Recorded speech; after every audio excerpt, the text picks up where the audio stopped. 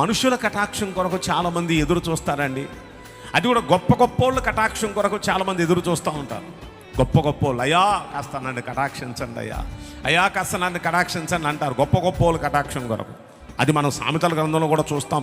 ఒక్కసారి 19వ అధ్యాయం సామెతల గ్రంథంలో 6వ వచనం మనం చూస్తే అక్కడ ఉంది ఈ మాట. ఒక్కసారి మనం చూద్దాం.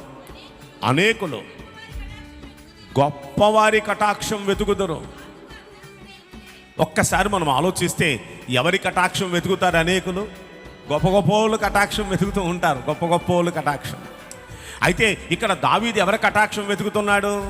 యెహోవా కటాక్షం. కటాక్షించుమని నా పూర్ణ హృదయముతో, యెహోవా నిన్ను బ్రతిమాలుకుంటున్నానయ్యా, బతిమాలుకుంటున్నాను.